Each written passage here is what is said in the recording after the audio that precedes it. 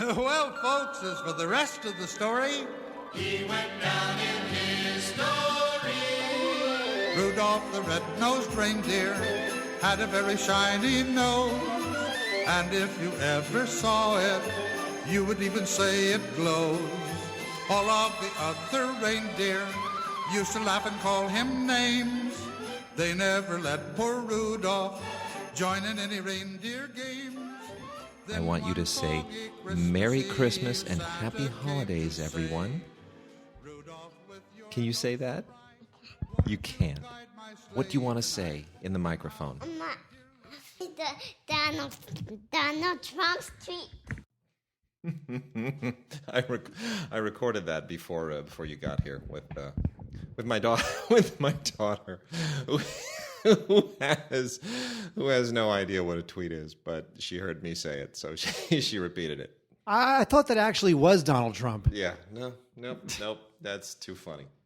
So anyway, that's my daughter wishing everyone a merry Donald Trump tweet, I guess. They're all merry. All Donald Trump tweets are merry, or at least entertaining. Yeah. Okay, wait. Here's what we're doing. Yes. I know it's the holiday show. Yes, and First, you're on your way to a Lionsgate shindig afterwards, and I'm not. So. Now I'm not really sure what celebrities will be there. I have to say, but because I guess maybe Ryan Gosling was. Ryan Gosling will be there, and Emma Stone will be there. Really.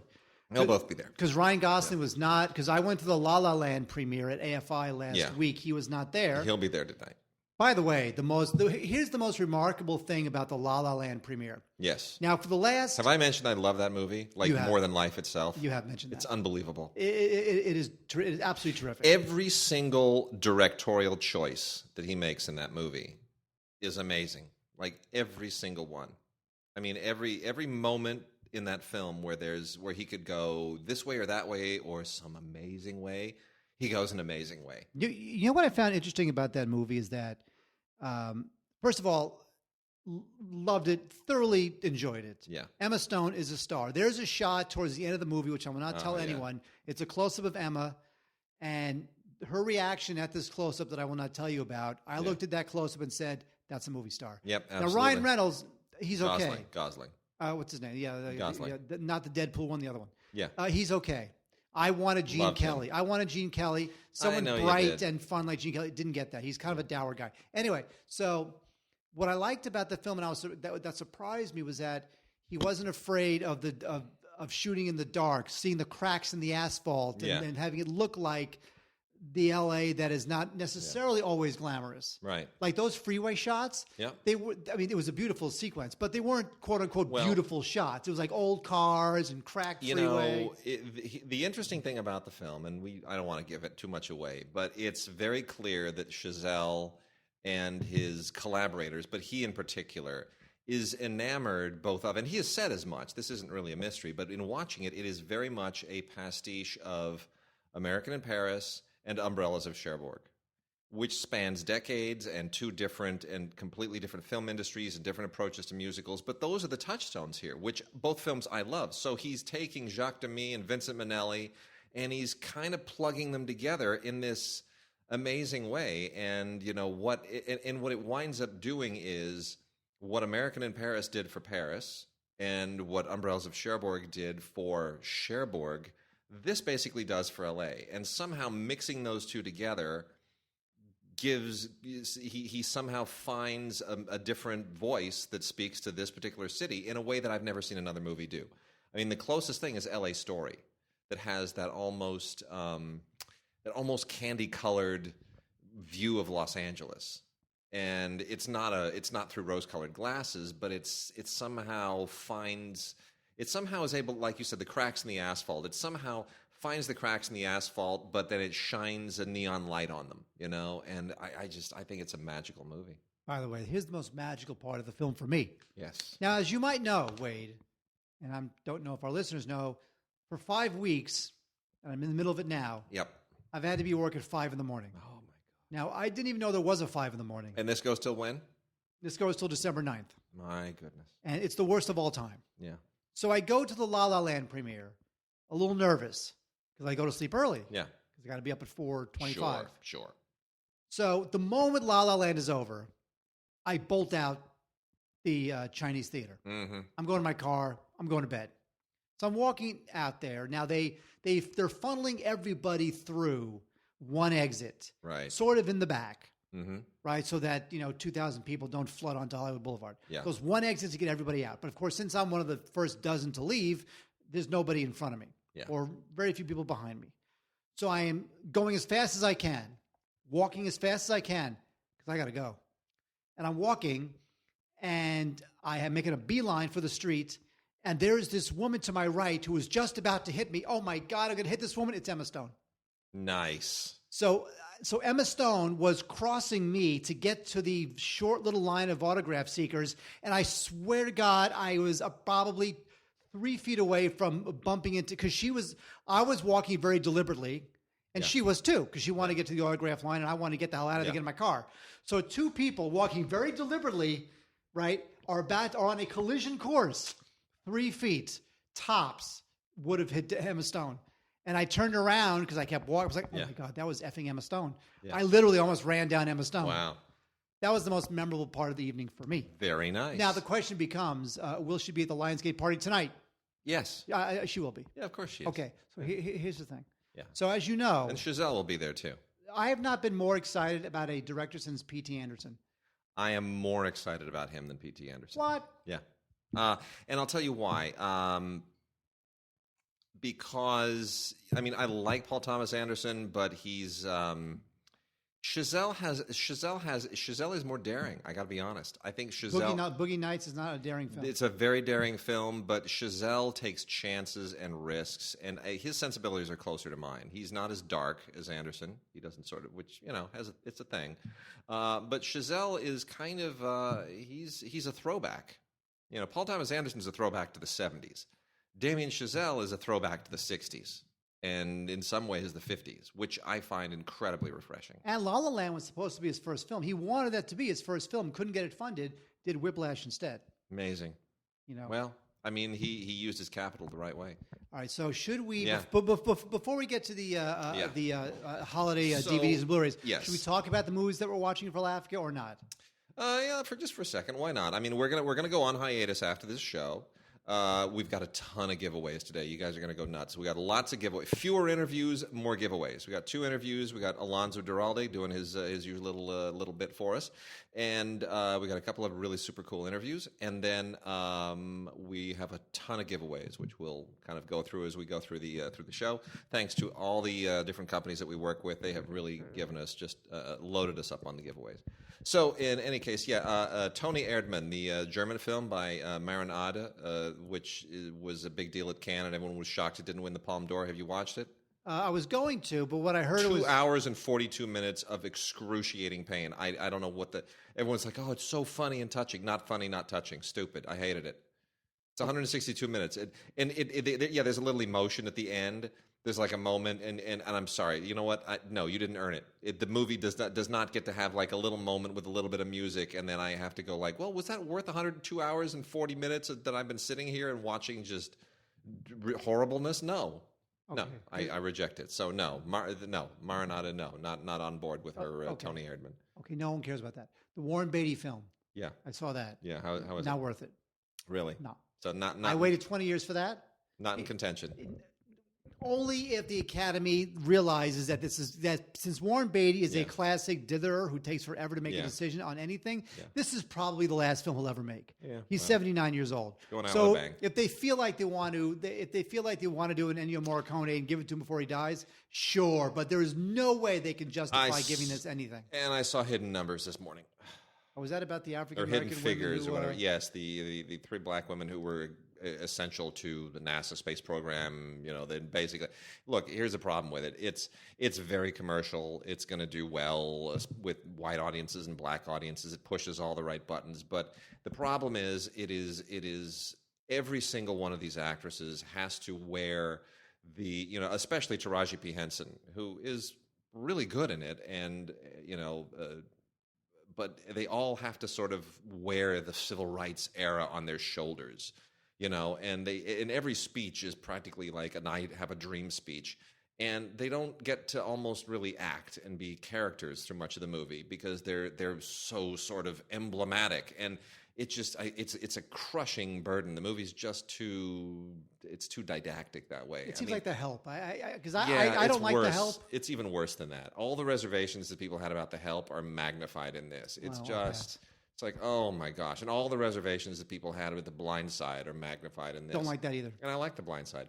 But the only person who actually gets to act in this is Kevin Costner, and he's great. It's the best thing he's done in years. Yeah, I like him. He's terrific. He's absolutely terrific. Okay, so here we go. But it uses the structure of The Right Stuff. That's the problem. You're like, and there's that scene from The Right Stuff. Oh, and now we're going on the other side of the curtain. I get it. And it just sort of, Do they walk down the hall with the astronaut spacesuits on? No, but they've got the press conference where who wants to talk first, and all the hands go up. It's like, oh my gosh, well, I know that really happened, but don't you realize The Right Stuff did it better? And then you've got the Gus Grissom moment where it starts taking on water, and the hatch just blew, and I'm like, oh my gosh, are you going to recreate every single historical moment from The Right Stuff? I believe they are. And then they basically do. And then the John Glenn flight, and I'm like, oh my gosh, really? You're cribbing every major scene from The Right Stuff, and then you're kind of showing me a different room. Whatever. Okay, I would like to tell you something I saw, but I cannot tell you if I liked it. Okay.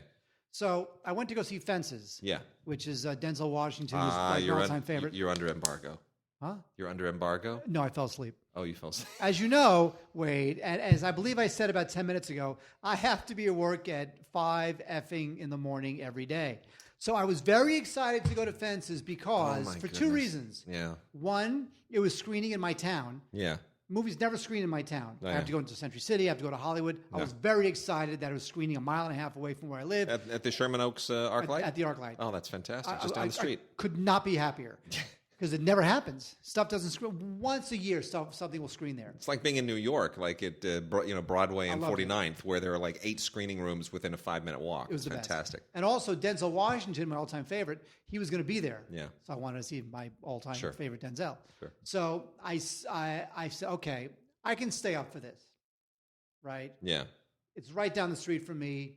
It's starting at 7:30. It'll probably be long. Could be a problem. You know what? I'm going for it. I sat top row in the corner. Yeah. But what I saw seemed very good.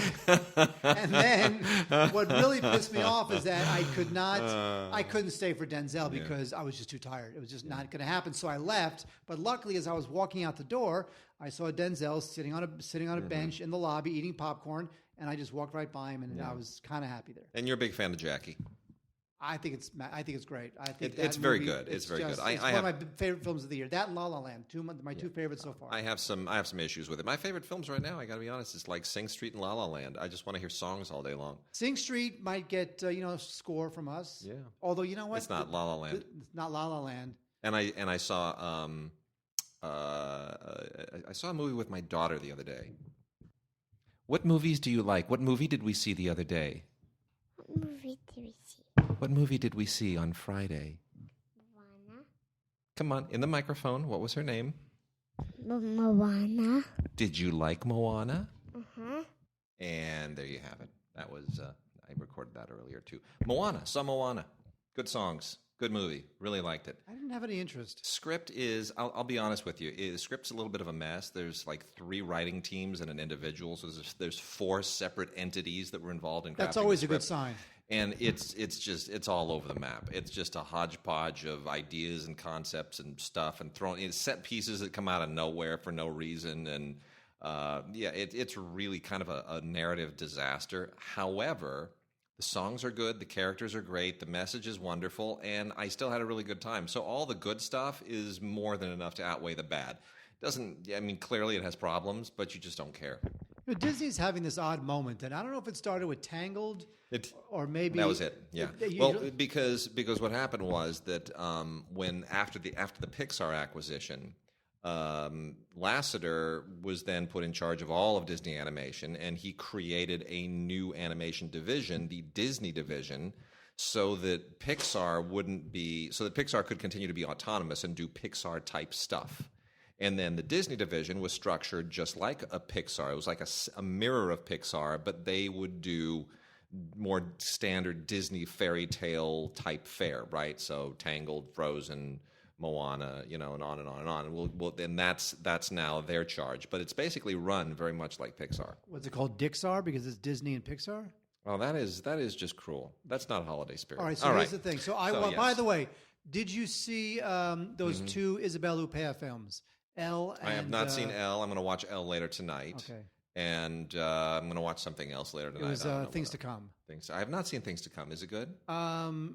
Yeah, you know what? I realize you have to watch two straight contemporary French films. Yeah. That the French are really messed up. All they do is sleep around. Oh, we've been married 25 years, and now I'm leaving you for a younger woman. Okay, I think I'll sleep with him. Oh, you sleep with him, I'll sleep with her. She'll sleep with him. No, I'm leaving you. Going to him, her. All they do is sleep around, and nobody cares. And I have a French girlfriend, and I'm like, should I be worried? Are you just like going to suddenly decide that you're... Yeah. Here's the thing with French people. By the way, this has nothing to do with the holiday show. Mm-hmm. Okay. I've been talking to my French girlfriend who lives in Paris. Yes. Don't ask. Long story. Yeah. About dating. Now, in Paris or in France, they don't date. I know. I told her, so in America, you meet somebody, you say, would you like to have a drink on Friday night? They say yes. You have a drink. If you like the other person, you call them 2 days later and you ask them out for Saturday night, and then maybe after that you get a kiss or something happens. She says, in France, we don't do that. You meet somebody, maybe even that night. Maybe even you sleep with them that night. And that's it. You're in a relationship with that person.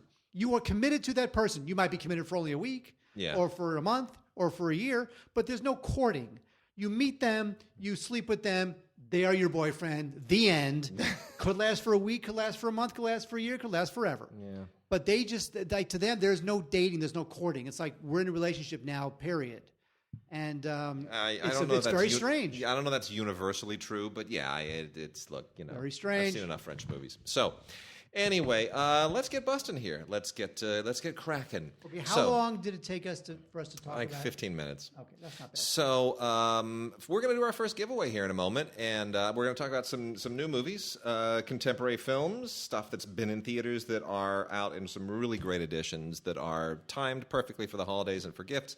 And all of our giveaways, email us at gods@digigods.com. I'm going to give you a name of a word to put in the subject line. Please put your name and your mailing address in the body of the email for all of these. And anybody you can send us, you can apply. You can send us an email for all of these contests. You can be part of every contest, but nobody wins more than one. So you can't.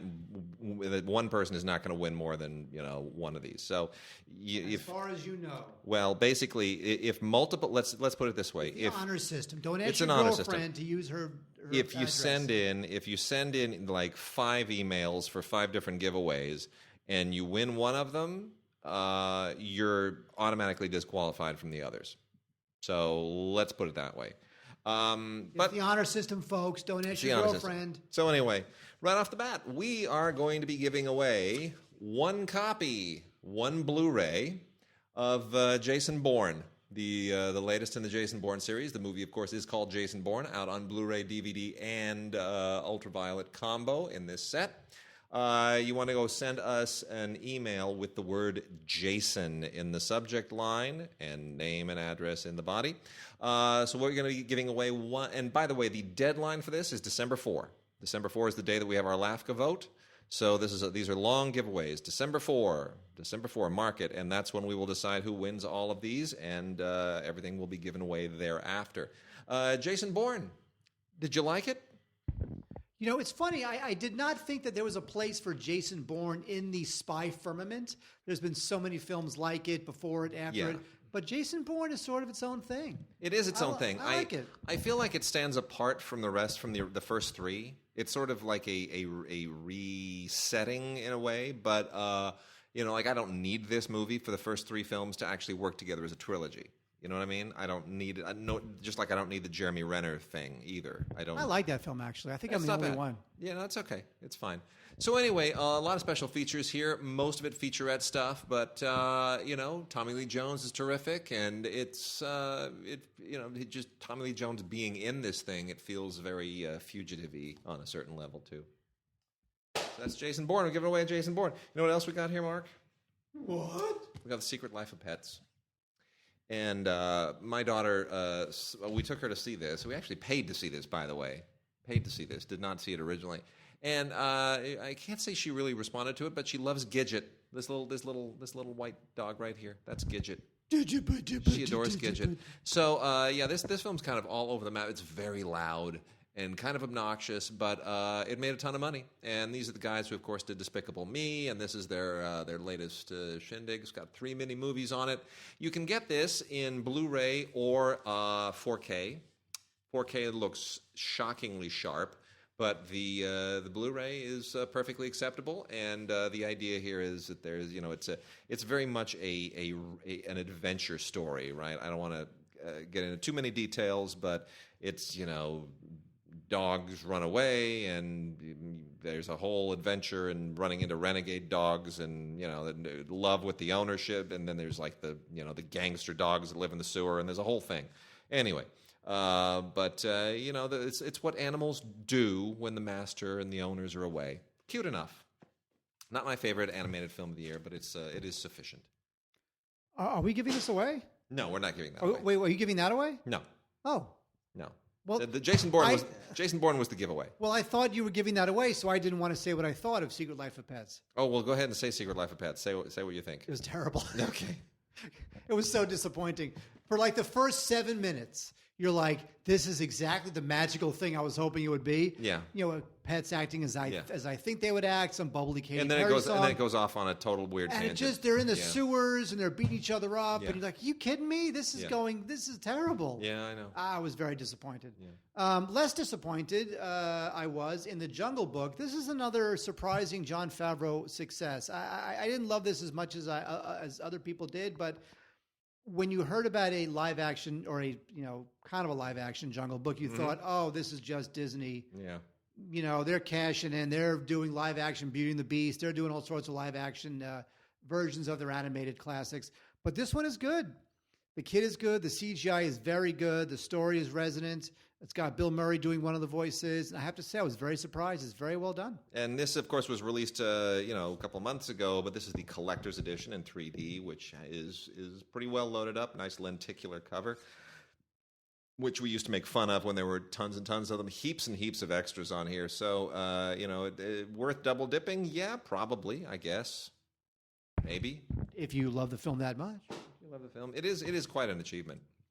And then we also have Finding Dory, which my daughter absolutely adores. I have to make Dory talk on a regular basis. It's a long story, but we have a lot of Dory episodes around here. A lot of bath toys and other Dory toys. Everything's about Dory.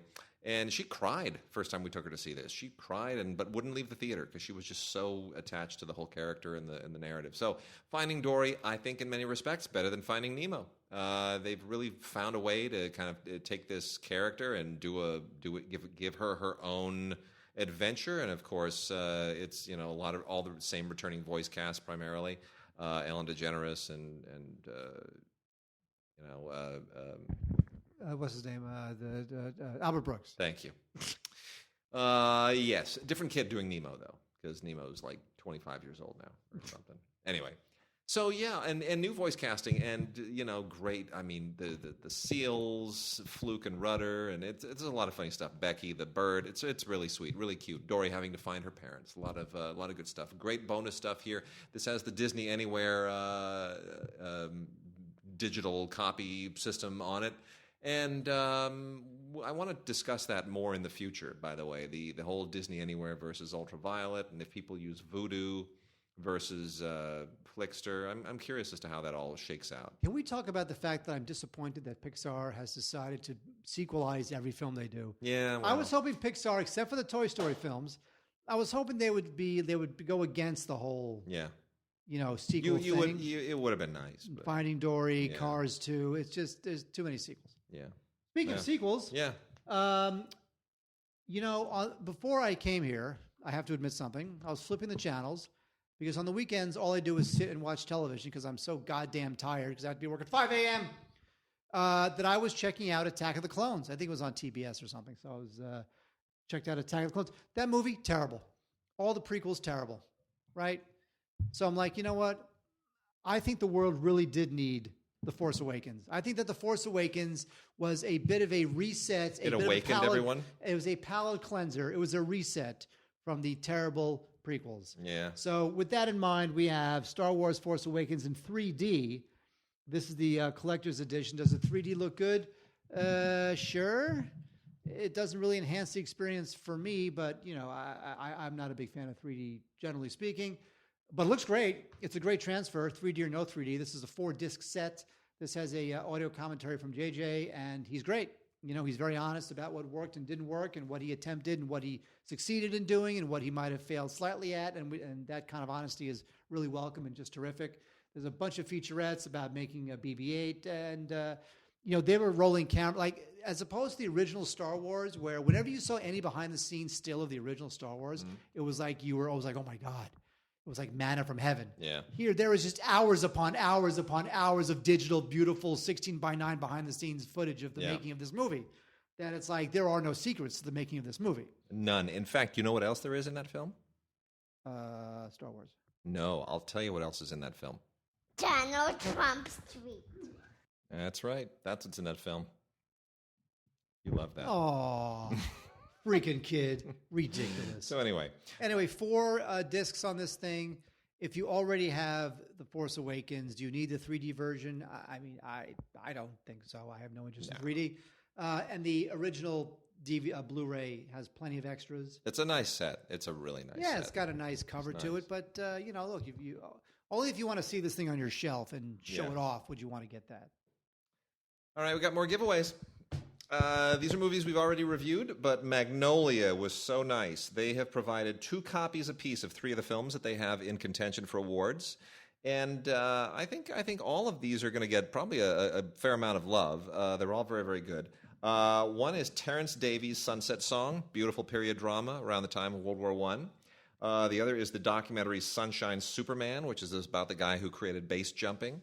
And the third is the documentary Steve Jobs, The Man in the Machine.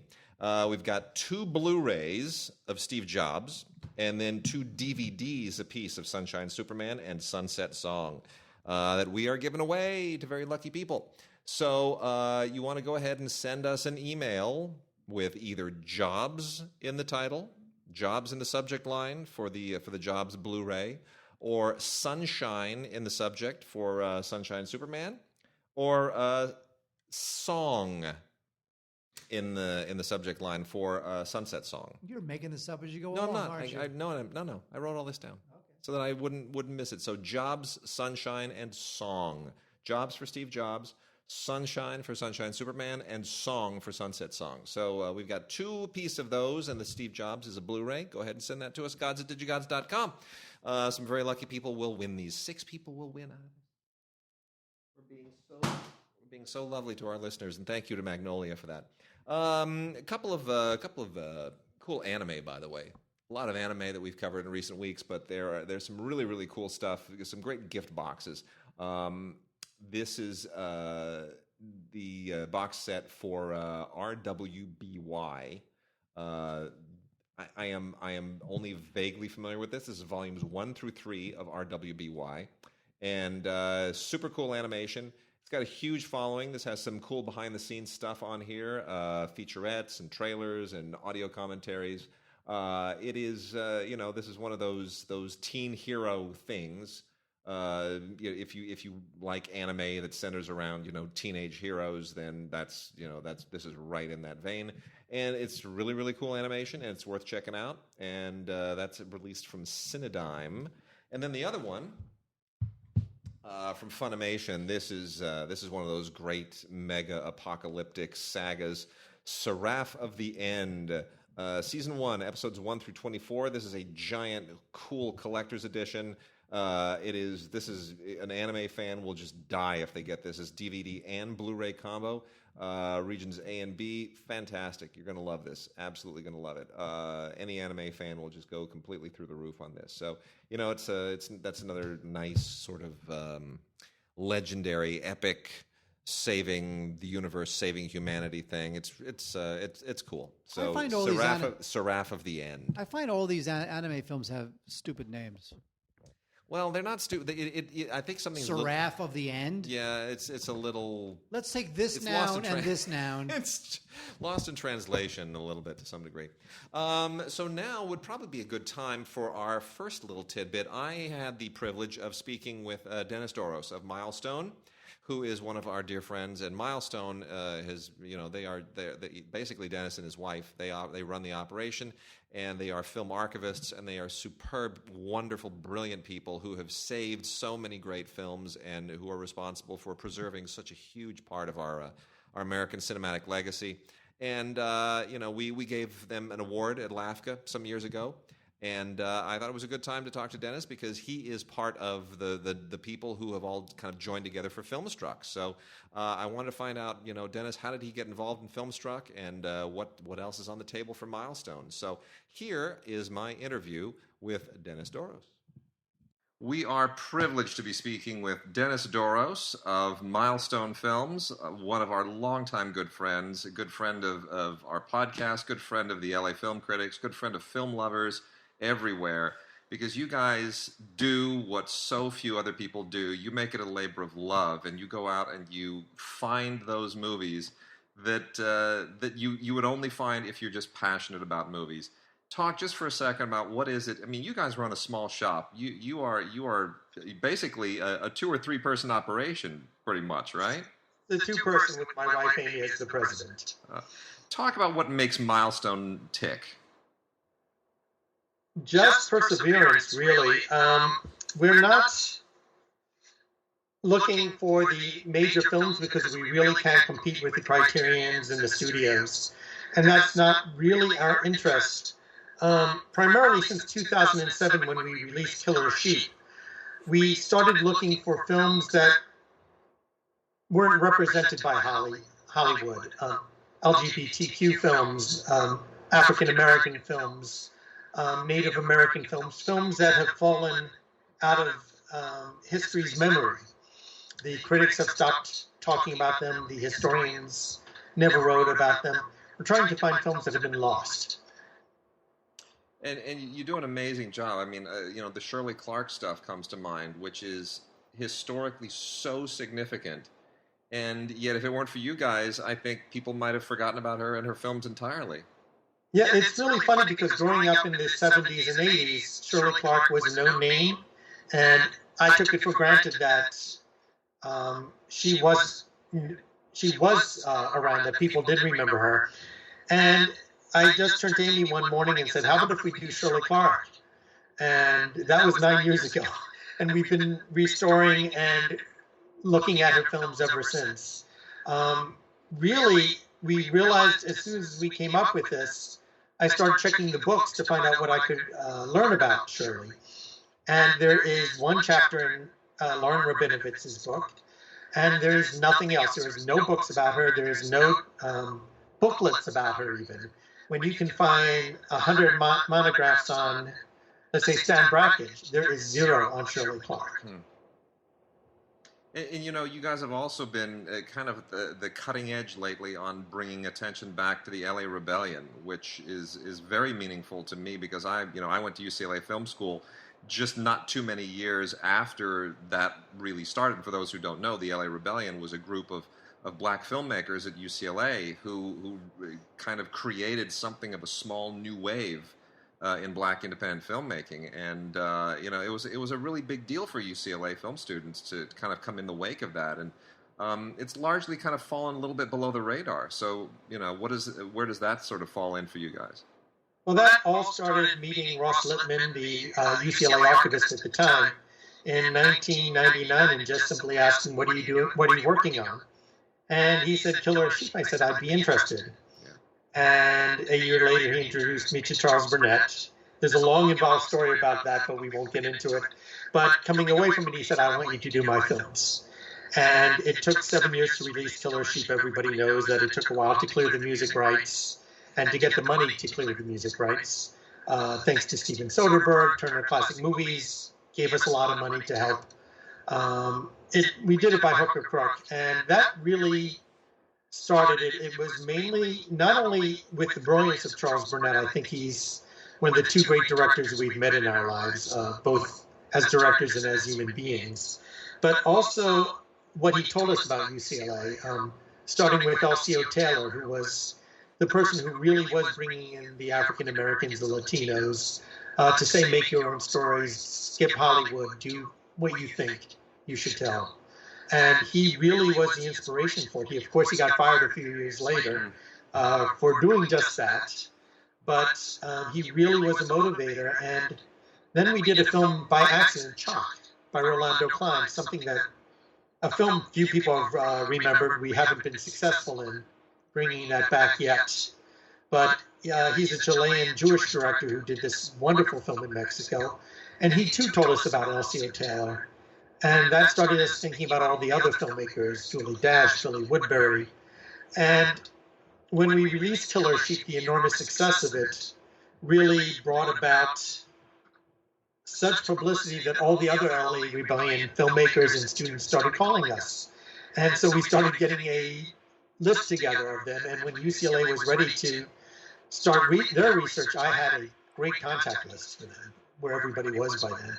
I even had the phone numbers for the kids who are in Killer Sheep. I know where about 8 of them live now. We were getting contacted by everybody.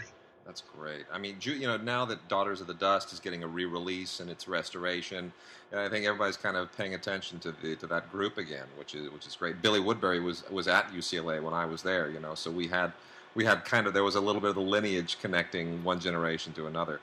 Well, cool. Well, next on the list is Bless Their Little Hearts. Well, that's fantastic. Yeah. That's great. It's a great film. Something I've been promising Billy for a long time now. Well, that's great. He's such a great guy. Yes. Talk now also about FilmStruck. I mean, this has got our listeners completely in a tizzy, especially now that there's this tease of a delay. It was supposed to be officially launching a couple of weeks ago, and then they said, okay, we want to get it right, so it's a little bit delayed.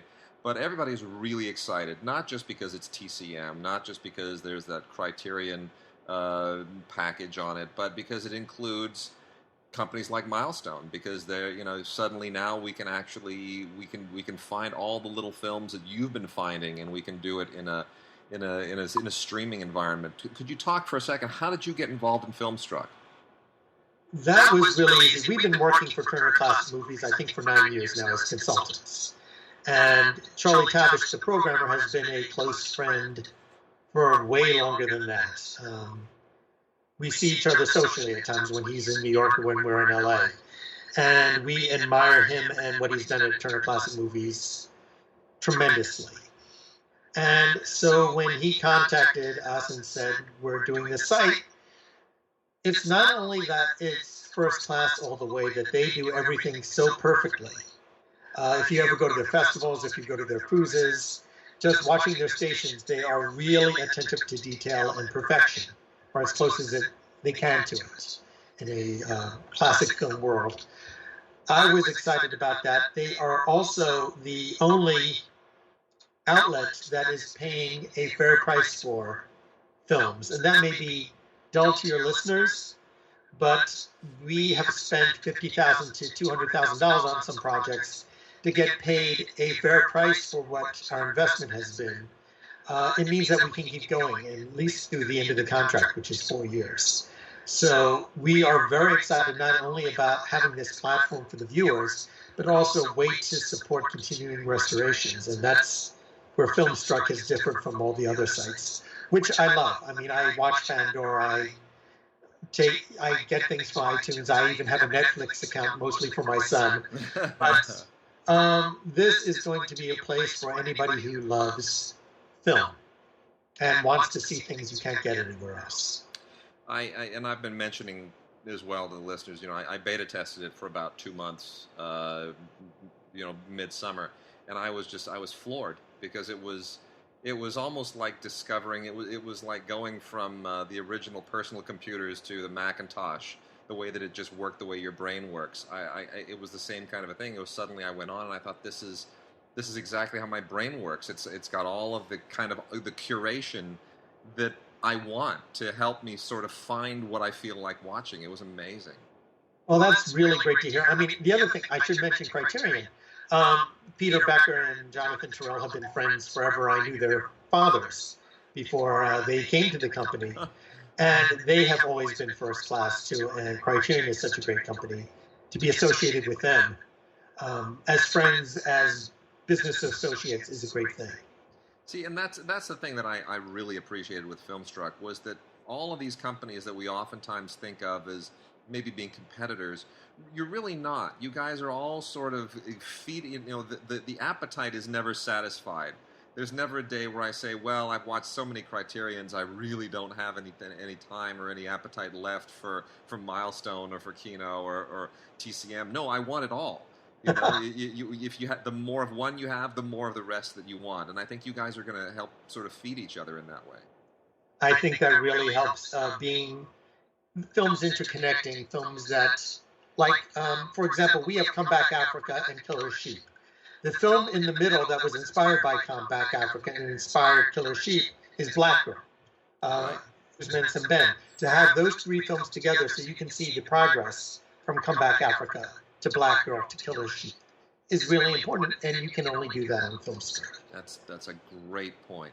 What other wonderful milestone projects can you talk about that we can sort of tease to our listeners? Well, we've announced the 2 Lois Weber films, Dumb Girl of Portachi, which is hopefully finishing today. Great. Thor is complete and it's marvelous. The film looks fantastic. We have gotten an enormous amount of bonus features on Anna Pavlova. And Shoes by Lois Weber, the same year, 1916, where one is an epic film. And I think Dumb Girl of Portachi is the only epic film ever directed by a woman. If you count the Lawrence of Arabia type epic. Yes. Just big box office, big cast, big sets. Shoes is a quartet piece, a very minor piece, but it is Lois Weber's masterpiece. It is her greatest film. It's shot in Los Angeles. It shows Pershing Square. It's really her greatest film, and I think everybody is going to adore that. In the further distance is a lot of Blu-rays of the films we've already theatrically released. Strange Victory, Now Film is coming out. Bless the Little Hearts will come out next year. We also have The Champion, which is a documentary on Fort Lee film history and trying to save the last studio that was in existence in Fort Lee, and the short films that were made in Fort Lee to go with it. And as importantly, the films of George Nuremberg. Oh, wow. Yeah, most people don't know who George Nuremberg is or know his films, but when Say Amen Somebody came out in 1984, I think it was Ebert's favorite film of the year. I think it was his top film. If not, it was one of his favorites. It was a major deal in 1984. My wife, Amy, who's the president, saw it 6 times in the theaters in the course of the summer. It is an amazing film, and I saw his film before that, No Maps of My Tax, when I was living in Ohio, and I watched that 6 times in one day. And you would think that's easy, but it was a 16-millimeter print in a theater, and I closed the theater for 4 hours so I can watch it over and over again. So George's films are this amazing profile of African-American culture, and I think people are really going to rediscover them again. Dennis, thank you so much for speaking with us. We wish you nothing but the best. You fill such a vital place in this business, and film fans and film lovers are endlessly grateful for it. So, best to you and Amy. Keep fighting the good fight, and we'll talk again soon. And thank you, Wade, and thank you both for all your support. It's been amazing. Always. Thanks, Dennis. Take care. Bye-bye. And Dennis Doros, ladies and gentlemen, great guy, wonderful company. So, Mark, I think it's probably time for some more giveaways. Some more giveaways. So, here are the other giveaways that we're going to have here.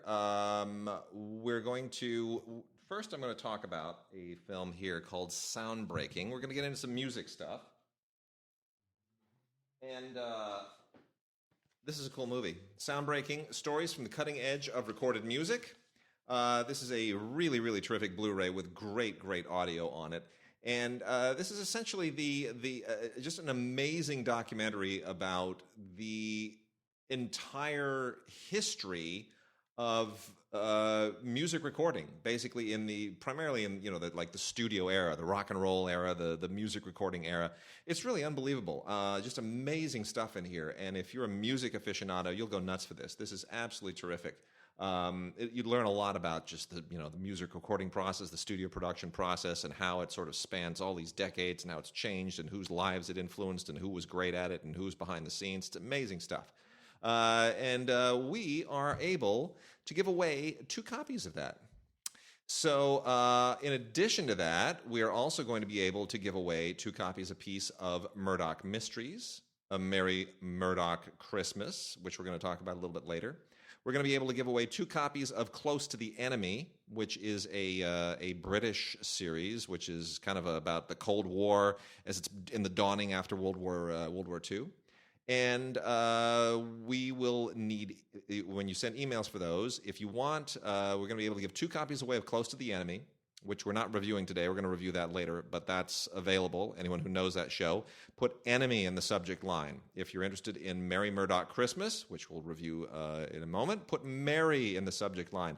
And if you want sound-breaking stories from the cutting edge of recorded music, put Edge in the subject line. We're going to give away 2 copies of each of those. It's going to be good stuff. Sound Breaking, we're giving away as a Blu-ray, and then Murdoch Mysteries, Merry Murdoch Christmas, and Close to the Enemy are DVDs. So more wonderful giveaways on our show. Speaking of Edge, the Edge from U2 lives in Malibu. Oh, don't I know it? And now he finally was able to push through his plan to build like 7... Was he build 7 houses? It's like a bunch of houses that a lot of people don't want him to build. It's a long story. It's a big elaborate thing. I actually spoke some years ago at a local hearing on one side of the issue, and Don Henley was on the other side. It was rather amusing. Anyway, the people we have here, it gets kind of hilarious.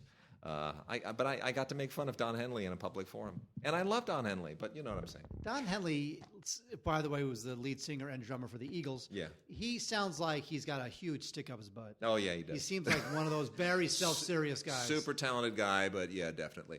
You know what? We have a ton of great stuff from Naxos as well. Mark hates all the classical stuff, so I'm going to go through this real quickly. If you know classical music fans, here's what you're going to get them for Christmas.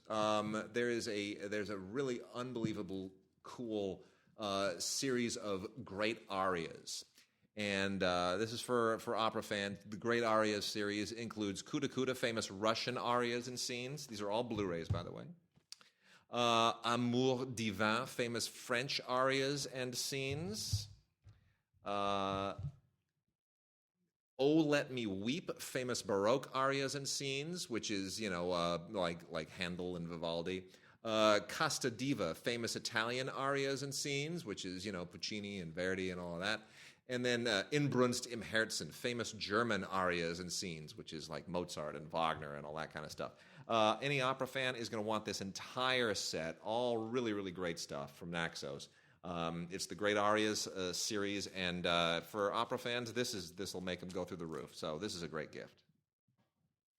And then on the other side of it, we have some ballet stuff. Elegance, The Art of, and there's a whole bunch of these. And there's Don Quixote, there's Carmen, there is La Petite Danseuse de Degas, which I was relatively unfamiliar with.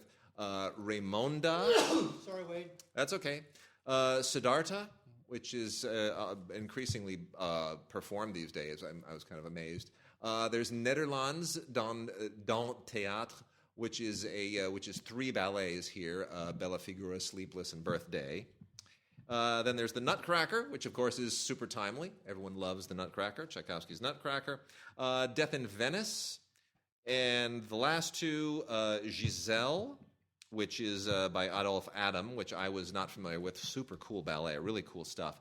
And then 6 ballets, which is also Nederlands dans Théâtre, which is 4 ballets from the Nederlands dans Théâtre troupe, and then 2 from the Het Nationale Ballet. So this is the Elegance, the Art of, a ballet series. This is from Art House Music. And it's pretty great.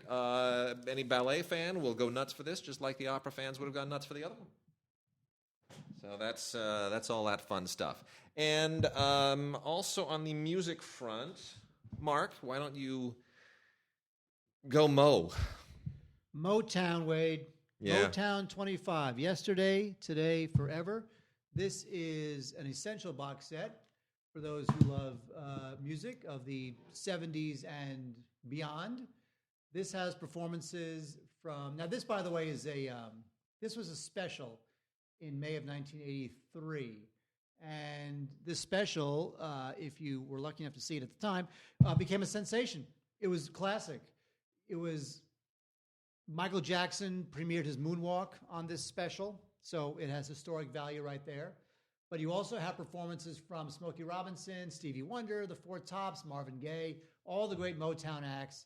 You know, there was the Motown sound and there was the Stax sound. You know, the Stax sound was in Tennessee, and the Motown sound obviously was in Detroit. And they were kind of coming up a bit at the same time. And in fact, I think Motown was kind of a bit of a reaction to the Stax sound, and I love the Stax sound. I love the Motown sound too. So this is great. And there's also a lot of great bonus features. There's rehearsal footage with the late Marvin Gaye and Stevie Wonder. There's a roundtable discussion. There's a featurette, which is new, which is fine.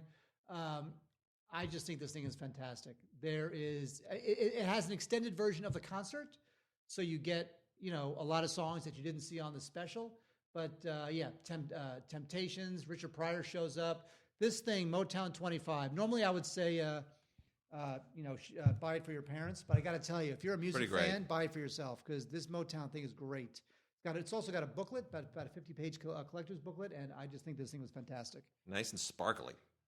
And then the last bit from on the music end is also for opera fans. This is also from Naxos. This is the Royal Opera House in the UK. The Royal Opera Collection, and what a 6 amazing operas on this. Aida, Otello, and Stiffelio from Verdi, Salome by Strauss, Romeo and Juliet by Gounod, and Mitridate, Re di Ponto by Mozart. Great performances, just a nice, solid box set, Royal Opera House from Opus Arte. Good stuff for opera fans. All right. It would not be Christmas without Criterion. And we have reviewed most of the Criterion stuff, but there are 3 Criterion box sets that we have to recommend because they are just absolutely awesome. They are, in reverse order of awesomeness, Lone Wolf and Cub, the complete Lone Wolf and Cub for fans of the Japanese samurai scene. And the Trilogia de Guillermo del Toro, which is Kronos, Devil's Backbone, and Pan's Labyrinth, fantastic Blu-ray set. And then, of course, Kieslowski's Decalogue, which is the big mama, that's the big thing. Oh, yeah. So those make our gift guide as well. Those are 3 just wicked awesome box sets. And then we've also got some other stuff that we had talked about previously. One is the complete Star Trek 50th anniversary box set. What's that? Give me that. Yeah, that's right. You weren't around. I talked about this with Tim. You hadn't seen that? No. Oh my gosh. 30 discs, 30 Blu-rays. Yeah. What does it have? Everything. The original motion picture collection and the Journey to the whatever that is. So it's got Star Trek 1, 2, 3, 4, 5, 6. Does it have the Star? I don't know. Animated show. Oh, that thing sucks. Does it have the? It has the original series. Yeah. And does it have the Next Generation movies? No. Really? No. So it's the original. It's the original cast. It's all their movies and the original series. Everything that is Shatnerized. It's a Shatnerization of. Why don't you give me this? It's a Shatner box. Why? Because I'm going to be watching this for the rest of the holiday season. You already have this. No, I don't. You have 7,000 Blu-rays. Give me this. No, I don't. I do not. This is going to preoccupy. I'm going to be watching the animated show forever. That thing sucked. Although I have to say that the one thing about the animated show I liked, Leonard Nimoy was the one who said, "You bring back all of us, or you don't bring back any of us." Good for him, right? Yes. Yeah. And we also talked about that thing that you have in your hand. Now, here's the thing: the Carol Burnett Show, which of course is one of my all-time favorites in the history of the world. This has been out. Various, lost episode DVDs have been out over the years, but as gift sets go, this is the mother lode. This is the best from seasons 1 through 5.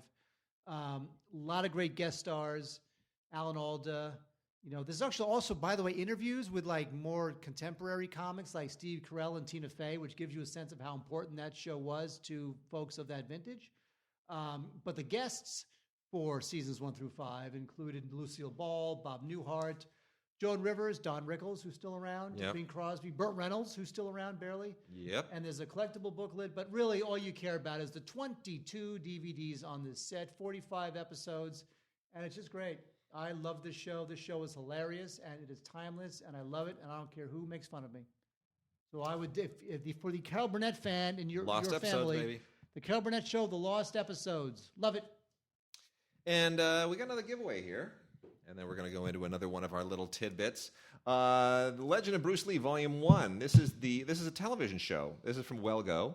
And these are the first 10 episodes of the television series that is documenting Bruce Lee's life story. It's really good. I'm shocked at how good it is, how accurate it is, how well acted it is, how good the action is. Everything about this is top-notch. This is really, really great. Legend of Bruce Lee, Volume 1, and we are giving away 3 copies of this. That's right, 3 copies. Send us Bruce in the subject line, Bruce, to DigiGods.com, and we got 3 to give away on that end. So 3 copies of The Legend of Bruce Lee, Volume 1. Really great show. First 10 episodes. You mean Bruce Springsteen? No. And then we've also got a couple of docs here. These are the docs of the season. The first one, I have to say, is you know what this pertains to, Mark? I'm kind of wondering, but I have a feeling. Yeah, I'll tell you what it pertains to. Donald Trump's tweet. That's right, and we continue to exploit our recent election, which has the world scratching its collective head. And the documentary here is a doc that is, boy, was this timely, from MVD, the formerly music video distributors, One Nation Under Trump. Now, this was before the election was done. Mark looks like someone just dropped an anvil on his head. It's just the worst. One Nation Under Trump is the documentary, and it says, "Can Trump beat the establishment and take Washington?" ? Yes, he tweeted his way to the presidency. He literally he ascended to the presidency by insulting everybody he possibly could. But didn't Jeb Bush at one point say you can't insult your way to the presidency? And yet here we are. And anyway, it's actually quite an interesting doc. It's not. It's luckily he only insulted veterans and Mexico and Rosie O'Donnell and the handicapped. Yeah. So really, that's all he did. It is.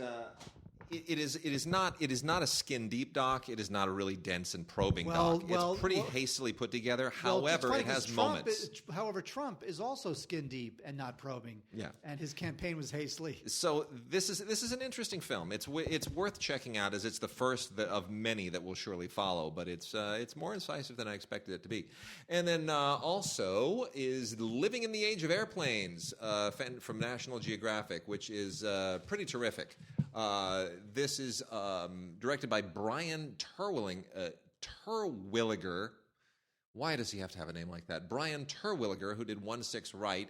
And it is essentially just a wonderful Harrison Ford narrated look at the history of flight and airplanes and the importance of aviation in this day and age, something we take for granted. It's really beautiful. It's very nicely put together, very elegant, a lot of great footage, really, really, really, really great. And some wonderful extras on this. It is well worth checking out. It is absolutely terrific. So that is Living in the Age of Airplanes with the brand of National Geographic on it, the brand you can absolutely trust. Harrison Ford, huge aviation guy. Yeah, he crashed. He crashed around here once, didn't he? He crashed on a golf course. Yeah, he's crashed a few times actually. He has, and he survives them all. You wonder how many more times can you pull that stunt off? Well, he is Indiana Jones and Han Solo. And one more big box set here to make mention of: BBC Shakespeare 400th Anniversary Gift Set, which has this is a really interesting collection of BBC stuff that's been previously released, but it's interesting. It's got Hamlet, the David Tennant version of Hamlet, An Age of Kings, which is a 15-part BBC miniseries that dealt with all of these great actors who've performed all these legendary parts in Shakespearean plays. Shakespeare Retold, which is a kind of a look at modern interpretations of many of the old Shakespeare plays. And then Bill, which is the is probably more well known in the in England than it is here.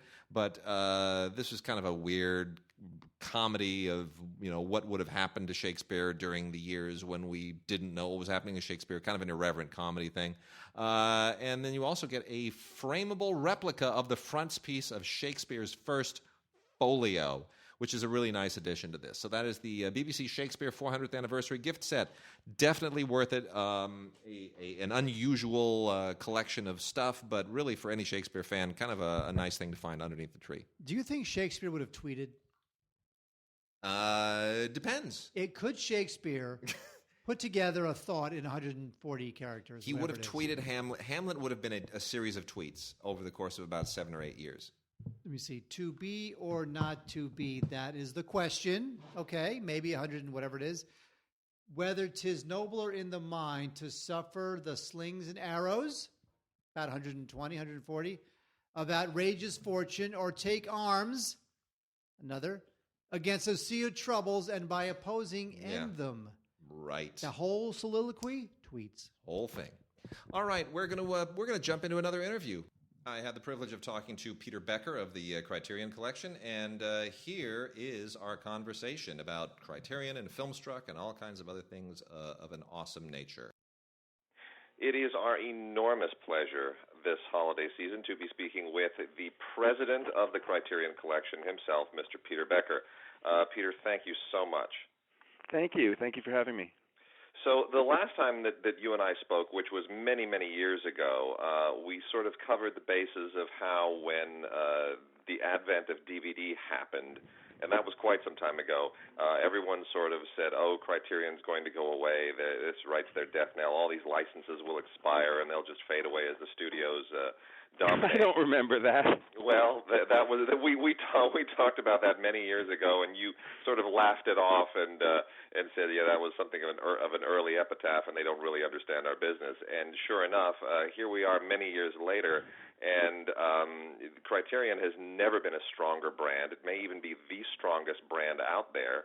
And we've got FilmStruck, and people are going nuts for it, especially our listeners who all signed up, I think, within about 24 hours of its formal launch. Give us just I really want to talk about FilmStruck today because it's sort of every film lover's dream. It's what everyone has wanted Netflix to be. It's what they've wanted Amazon to be, but they just aren't. How did FilmStruck come to happen, and talk about Criterion's involvement? Well, this really started with the team at Turner with TCM and Charlie Tabish, who is a fantastic programmer who's been, really making that channel a destination for people who really love film for 20-odd years now. And over those years, he's also been an important collaborator of ours because we show a lot of our films on TCM. Right. And Charlie came around, to us toward the end of our Hulu agreement and said, "Listen, we're thinking about starting a streaming service, and we think it would be great if we could match our two brands, TCM and Criterion, to make an art house independent international streaming service that will be a destination for people who love movies." And it was he who had the idea from the beginning, and I think it's really important that we give people guidance and support so that when they arrive there, they not only find stuff to watch, but they have an idea about why they might want to watch it. And that just, from the beginning, set the whole idea apart in all of our heads, and it was, it was very engaging.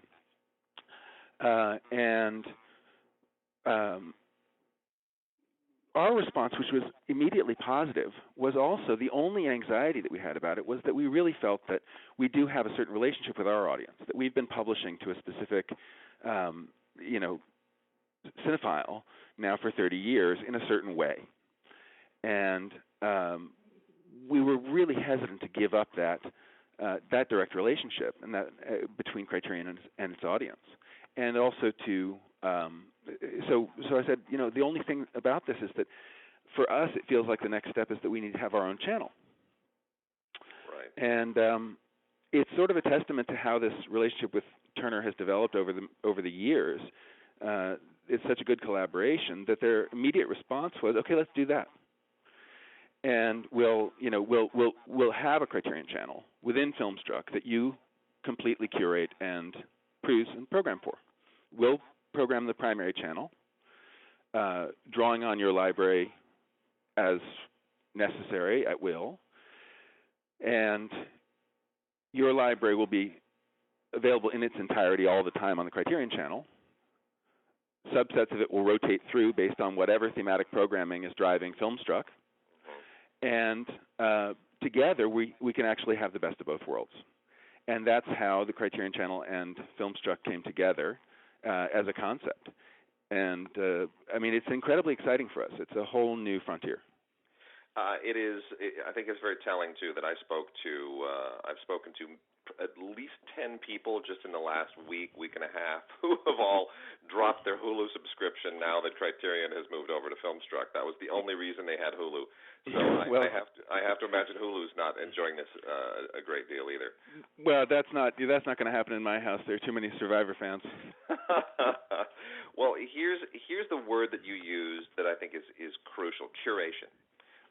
Because as everybody has discovered with Netflix, algorithms are not curation, and it really takes some attention by human beings to go on there and to do. I was beta testing FilmStruck over the summer, and that was the first thing that jumped out at me, which was, this is wonderful. This is like it's like it knows what I'm thinking. It knows where I want to go.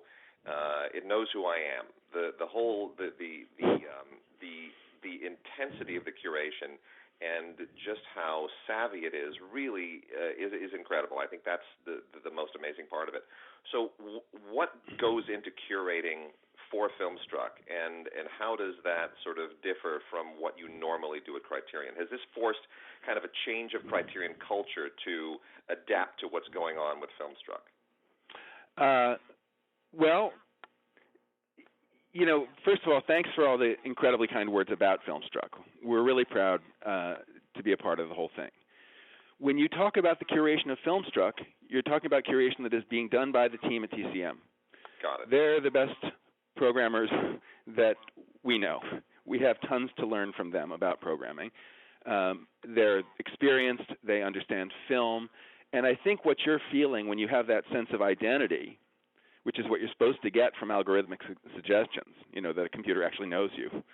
But that sense of identity that you're feeling actually is just that at the other end of that service are people who love movies the way you love movies. That's what you're really feeling, and that's probably what you're identifying with. It's not that you arrived there actually specifically wanting to choose a film from the How to Murder Your Spouse series, but somehow that resonated with you or something like that. And that's because the people who put the series together care about movies too. And they're thinking about what people who care about movies might want to see. So, I think that is a fundamentally different welcome from the universal streaming services. Right. I kind of believe that Netflix and Hulu are what we want them to be. Yeah. They're large, diversified streaming services that are also putting a lot of energy into creating new content that is turning out to be good a lot of the time. And contributing in their own way to everything, film culture, in that sense, or television film culture, as the case may be, because long-form television is such an important part of, of motion picture expression at the moment. Yeah. So, I think those services are fantastic. But for our audience, we just wanted a place that we could publish. And so FilmStruck, which is thematically programmed around often very useful, necessary building blocks of curation. Director retrospectives under the rubric The Masters. So you can watch 25 or so Akira Kurosawa films. Not that you're necessarily going to watch them all, but you can browse through his whole library, and you can watch a supplementary documentary about Kurosawa to get you oriented and give you a sense of where to start. And that's a different kind of welcome than we've come to expect from the larger streaming services, which really fundamentally are utilities in our lives at this point. Very true. So I think it's a different experience. I think the feeling that you're getting is there's somebody home at the other end. Yeah. There are people actually working to make this for me, day after day, week after week. And that's true. So, go ahead. Well, I was going to say, here's the other thing that has always amazed me about the way you guys run Criterion, which is that every time someone comes out, I'll pick up the trades and I'll read somebody at, some major studio or media company, and they will blurt out what they believe is conventional wisdom. And then 4, 5, 6 weeks later, maybe a couple months later, Criterion will completely turn that conventional wisdom upside down and inside out. And I love the fact that you guys do that, because you sort of just you march to your own beat. Case in point is, packaged media is dying. Everything's going to go streaming. The first thing that all of our listeners do after signing up for FilmStruck is turn around and start buying Criterion Blu-rays when Barnes & Noble has their 50% off sale, and they just start loading up like crazy. And it's a big post on our Facebook page, and everyone goes nuts because they just start plugging gaps in their collection. And that's the thing that they most look forward to when we talk about Criterion. So somehow they want the packaged media and they want the streaming, which is not what the studios have been telling us for years. So can you speak a little bit to that part of the business as well? Yeah, I mean that's good to hear, because we think that's the way it should be. The Criterion Channel on FilmStruck, which is really our playground. That's our home base in the streaming universe, where we get to program whatever we want and where we get to make things exclusively for the channel, where we can program for the first time not just film by film, or cycle of films by cycle of films. We can now program across territorial boundaries and time periods and filmographies, and we can suddenly juxtapose films, which we could never really do in physical media, like play a double feature every Friday night, or match a contemporary and a classic short-end feature on Tuesday nights. There are things that we could never do. There's a style of participating in curation that we could never do because we were actually curating edition by edition. Yeah. That curation edition by edition is the core of what we do. And it's a lot of the value of what is also being offered on the channel. But the physical edition itself, that is the flagship. That is the definitive way to watch that film in our view. There's no way a streaming service is ever going to compete ultimately with, a really well-made Blu-ray in a beautiful package with accompanying liner notes and artwork and everything. When a film means something to you, and we try to put out films that mean things to people, and you see it lovingly treated, and you want to have that as part of your library, it's a different level of commitment and relationship with the films themselves. And for those customers, FilmStruck should be an additive experience. Yep. Meaning it should be all about things that are being produced for the channel, all about things that are that they're interested in, but not sure that they actually know they want as part of their library. A lot of people like to have seen a film before they actually commit to buying it. Right. Which is also not the conventional wisdom, right? Yeah. So I think they're different experiences. They're different purposes. If I'm going to project something on an 11-foot screen, and I can choose a stream or a Blu-ray, I'm going to choose the Blu-ray. It's going to be less compressed by definition. So if they don't, one doesn't replace the other. They serve different purposes in different markets. FilmStruck, the Criterion Channel is also meant to be additive for basic FilmStruck subscribers. FilmStruck brings a lot of films into the mix that are not part of the Criterion library and universe. Right. And there's a richness there that, that we, producing a total of maybe 50-something releases a year. Yeah. Right. I mean, these things are carefully put together. This is the core of what we do, caring about films, restoring them, getting them back out in theaters. I mean, there's a beautiful 4K DCP of Tampopo going around right now, which I'm very excited about because it's a product of years of work to bring that film in. But I can't imagine ultimately a better streaming home for it than FilmStruck and the Criterion Channel are going to be. And it all goes together, is what I'm saying. And that echoes what we heard from Dennis Doros as well. I spoke with Dennis a few days ago for our holiday show as well, and he's elated by the fact. It's funny. Everyone seems to think that a lot of the independent companies are all feeding at the same little trough, and they're all in competition, which is quite the opposite. He's elated that their films are going to get to piggyback on your films, and that people will sort of find the connective tissue that brings this entire family together. Everyone is just enormously happy that there is now this resource out there, because they feel that it's going to raise awareness for everyone's libraries, and that if one does well, everyone will do well, and it floats all boats. And you seem to be saying effectively the same thing.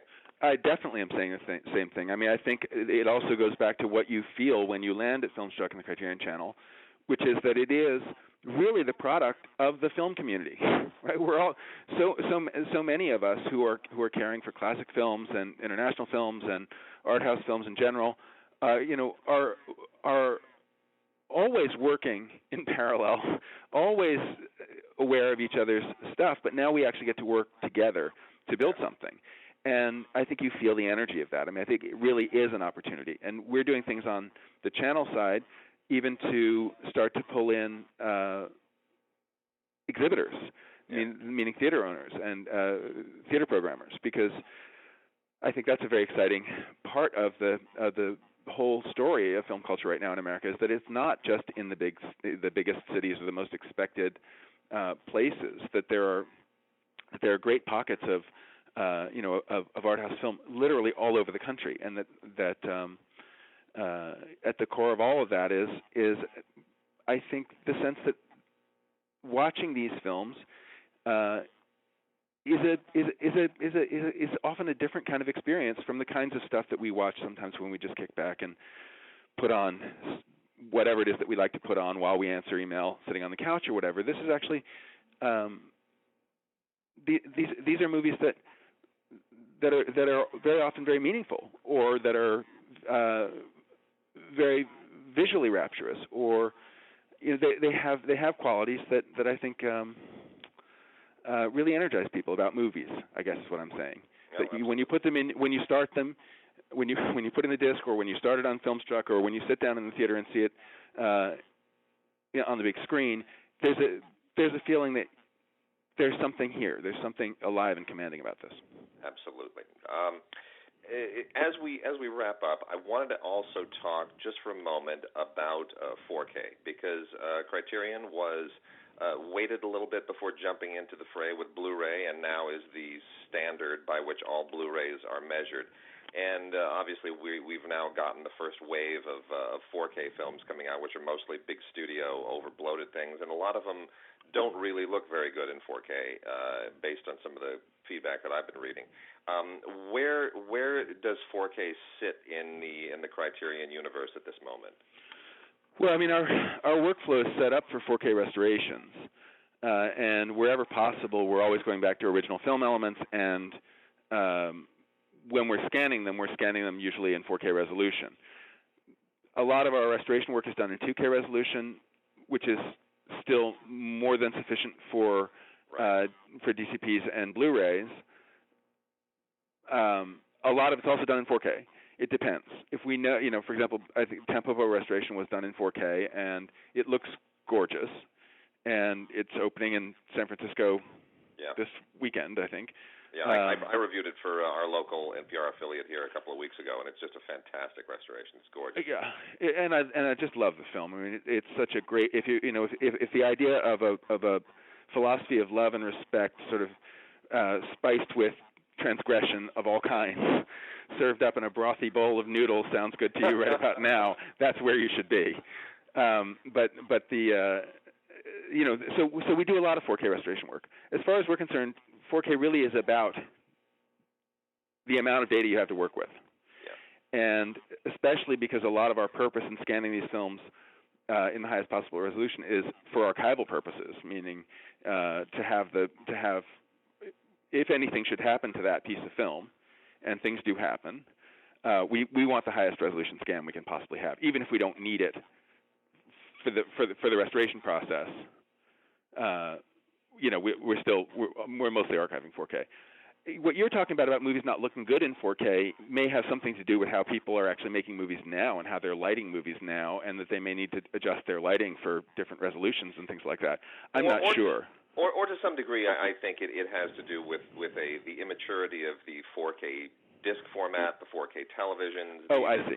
That all of that is sort of in a nascent place. And I mean, my next question then was, can we expect any 4K discs coming out of Criterion at some point, or is that still in discussion?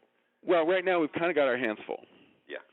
I think we're by no means going to stint in any way on the way that we're making discs. I think the box set of Guillermo del Toro that we put out this year, or the Lone Wolf and Cub set, or the Decalogue set, shows that I think we're making some of the best discs we've ever made, and we're going to keep that up. Yeah. Then we have a channel to program, and we're going to try and make that as exciting an experience as we can for anybody who cares about the kinds of films that we care about. And that opens up a whole new horizon for us that we didn't really even talk about as well, which is that we get to program from outside the collection too. And now we get to fulfill the aspect of our mission that has often been most difficult to fulfill, which is throwing the weight of the classics behind contemporary filmmakers who are working today. There are a lot of contemporary films that aren't really available to us for physical media because their original theatrical distributors need to make those releases as part of their whole business model for a new release picture. And so with the exception of IFC and Janus and occasional other exceptions, we haven't been able to champion certain filmmakers that we love, that we've been watching for years. And now we can program those filmmakers on the channel. So, Athena Rachel Sangari, the Greek filmmaker that made Chevalier and Attenberg, is the subject of the first in a series of Meet the Filmmaker series that we'll do, which will be an original documentary about a filmmaker accompanied by a selection of their films. In her case, most of her filmography. That is fantastic. Things like that. We could never do that on a disc. Right. So we have so many opportunities right now. We want to make the most of them. We want to be as careful as we've ever been about everything that we do. And, I really feel like we have a startup in the channel in our midst. And we're trying to keep it lively and inventive and see what it becomes. And at the same time, we also have, our core long-standing mission. And there's no way that we're easing up on that at all, which is this whole process of restoring and releasing definitive editions of international classic films, contemporary films. Well, you guys, you're fulfilling your mission and beyond. It is amazing what you've done and what you continue to do. We applaud you. Our listeners adore you. We adore you. And thank you. I should talk to you every morning. Well, I mean, just to wrap this up, the February releases were just announced, obviously, a few days ago, and the Before trilogy is the thing that just jumped out at me. I just thought, well, of course, why wouldn't you? I mean, It just seems perfect, right? I mean, and then Women on the Verge of a Nervous Breakdown. It's about time.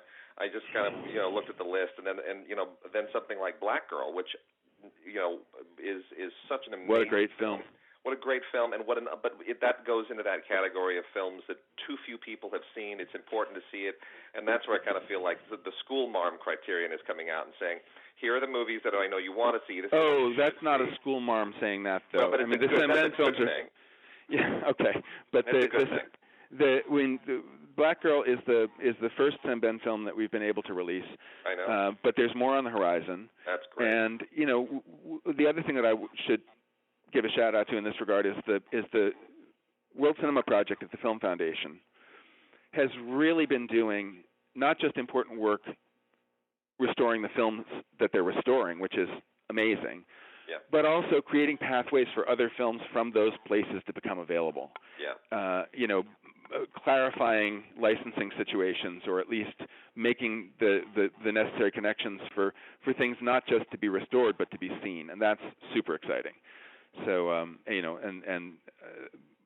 if it weren't for that project, they drove the whole Black Girl restoration and did an amazing job. And see, the beauty of you putting your brand on that film, and this is what I mean by the school marm thing, is if that were released by almost any other company, most people probably wouldn't bother to go see it. But because the Criterion C sits on that box, a lot of people are going to look at it and say, wow, I probably never would have thought to watch that, but if Criterion's getting behind it, I think I'll give that a shot. And you validate it for them, and you make it something that they feel like they need to see because you have that trust, which is extraordinary. Well, thank you. It shouldn't. I mean, for where Sam Ben is concerned, it shouldn't be that way. But the films have been hard to see, and I think as people see them, he's going to resume his place as in people's minds where he belongs. I think it'll open people's eyes to not only non-Western cinema but to African cinema, which is arguably the most underrepresented and unknown of all the sort of major cinematic movements of the last 50 years. So, well, Peter, thank you so much for speaking with us. Peter Becker, president of the Criterion Collection. You continue to do amazing work. We know how busy you are, so we thank you enormously for taking time out to talk to us. And good luck with everything, including and especially FilmStruck. We'll hopefully speak with you at another milestone point down the line. Okay, thank you. All right, thank you, Peter. Bye-bye. Take care. All right. Wasn't that great? He's a good guy. Good guy, great company. Yeah. We said the same thing. Kismet, salt and pepper. Okay, I'm going to be shamelessly self-promoting at this point. I'm going to start by saying, on the heels of that Criterion interview, that the Criterion Collection Blu-ray of Howard's End is awesome. Don't get rid of it. Keep it. It is amazing. It was crucial research for me in doing the commentary that I did with our good friend Lael Lowenstein on this Cohen re-release of the restored Howard's End, which is now in a new 25th anniversary 4K restoration. Wait. What's the difference between the Criterion Howard's End and this Howard's End? Different transfer, and there are lots of really amazing extras on the Criterion that you will never get anywhere else. Got it. Yeah. Both transfers are good, but this is just dazzling. This is a new 25th anniversary 4K restoration. It is amazing, and Lael and I had a great time doing the commentary for this. This is my wife's favorite film of all time. So it is very, very personal to me. And they have a bunch of other extras on here, which I didn't even know were going to be on here, frankly, behind-the-scenes featurettes and documentaries and really wonderful stuff. And it's pretty great. There's a 2016 Q&A, an on-stage Q&A. Just one of the great films of all time. Merchant Ivory, where this was when they hit their Oscar stride, it was Room with a View, and then this, and then Remains of the Day. And those are the big three. And those were just three amazing movies. And Howard's End just got a heap of Oscar nominations and a heap of wins. And it is such an amazing movie. And I plead with you, get this and listen to our commentary because we put so much work into it. Most commentaries... let me see what it says. It's great. It's fantastic. It's so good. It doesn't have my name on it. No? No. It just says audio commentary? Yeah. It's funny because Lael's name is on here, but yours isn't. Oh, look at that. Why is that? Oh, I don't know. Okay, and then... Give me this. I'll take it. Okay, fine. Thank you very much. Really? I can have this? No. What? That's the only one I've got. Oh, fine. You want me to get one for you? Yeah, of course. Okay, I'll get one for you. You're just saying that, by the way. You never will. No, I will. Okay. I'll ask one. I'll get one for Thank you. You never will. Movie compilation sets. We've got, hang on a second here. Movie compilation sets. These are multiple movie sets. Four movie comedy collection. This includes Balls Out, the Brothers Solomon, Walk Hard, the Dewey Cox story, and Fired Up. This is worth getting really just for Walk Hard, which a lot of people really, really love, and is a very underrated comedy. Then the horror 4-film pack, which includes Hostel, Hostel Part 2, Hollow Man, and Hollow Man Part 2. I don't like any of these movies, but I know a lot of people do, and these are all bargain sets. Why not? And then the triple feature of You Got Served, Gridiron Gang, and Stomp the Yard. This is kind of like an urban dance poppin' thing. Gridiron Gang is not that. It just happens to have Dwayne Johnson in it, which, is always worth something because he's the highest paid actor in the world now. Did you know that? Who is? Dwayne Johnson. Amazing. I like him. He's great. And he's great in Moana, for crying out loud. He's terrific. He sings. He's great. His double sing. No, he sang. And he's got a great voice. Really? It's unreal. He can do no wrong. Dwayne Johnson, man. The guy is he not only does he rock, he is the rock. So there you go. So there's those. And then a wonderful collection of movies that I have to recommend from Flickr Alley, who just does so much great stuff, and they are part of the FilmStruck consortium as well. But Flicker Alley also has done a great deal to preserve the Cinerama format, and they've got a couple of really cool new additions to their old Cinerama releases, all on Blu-ray. If you love Cinerama, you've got to get all of these. The new ones are The Best of Cinerama and Russian Adventure, which is hosted by Bing Crosby, which is just gorgeous. This stuff, watch it on your best television with your best Blu-ray player. It will blow your mind. It's the closest you're going to get to the true Cinerama experience at home. And then, of course, the others in this series that you really, really should be looking at. This is Cinerama, Cinerama Holiday, Windjammer, and South Seas Adventure. These are all Blu-ray and DVD combo sets. But Blu-ray is really the only way to watch this. DVD if you absolutely have to. But for the full experience of the original Cinerama experience, that's what you want to get. So the full set is South Seas Adventure, Windjammer, Cinerama Holiday. This is Cinerama, the best of Cinerama, and Cinerama's Russian Adventure. Essential for any film history buff. Cinerama was like 3D before there was 3D. It's a legendary format. So all of this stuff, some of the best cinematography in the history of movies, all in 6 really great DVD Blu-ray combinations. What else we have on the classic movie front? Oh, Wade, we have the long-awaited, ladies and gentlemen, I actually bought this, Wade, because you would never give it to me. Yeah. The Marx Brothers Silver Screen Collection, folks. This is gold. This is the Coconuts, Animal Crackers, Monkey Business, Horse Feathers, and Duck Soup. Not A Night at the Opera, and a couple of their other classics, but still, you get 5 great Marx Brothers films. They look terrific. The bonus features include a documentary, which they interviewed Leonard Maltin and Dick Cavett, and a bunch of the surviving Marx family, which is great, including Harpo's son, Bill Marx. There's a couple of commentaries, including one from our good friend F.X. Feeney, and again, Leonard Maltin. There's some, also, there are some vintage interviews from the Today Show, including one where Harpo Marx is interviewed on the Today Show and, of course, says nothing. Awesome. Because he's Harpo Marx, yeah. And he says nothing. But if you love the Marx Brothers like I do, as I said, I bought this because I know Wade would never give it to me. So I bought it, and I love it, and I will watch it forever because I love the Marx Brothers. Yes, it does not have a couple of their classics, including A Night at the Opera, but what are you going to do? You still get the Coconuts. Coconuts is the Coconuts, they were still kind of working out their act, going from vaudeville to film. But they have Animal Crackers, Monkey Business, Horse Feathers, and, of course, the great Duck Soup. Also, equally hilarious is Orson Welles' Citizen Kane. And Macbeth. And Macbeth. Now, the Macbeth is interesting because Olive did a really interesting thing here. Olive, what they did was not only did they include the 1948 version, the original cut. The original cut, back in the day, was criticized because nobody could understand the accents. Because, of course, he is a Scottish lord. Yep. And so it is hard to understand him. And so 2 years later, it was re-released, pared down with most of the dialogue kind of flattened out so you can understand what they're saying. So this does have historic value. This is a 2-disc set, and it's great, really great. Orson Welles, he started with Citizen Kane, Magnificent Ambersons, and then he kind of went to this.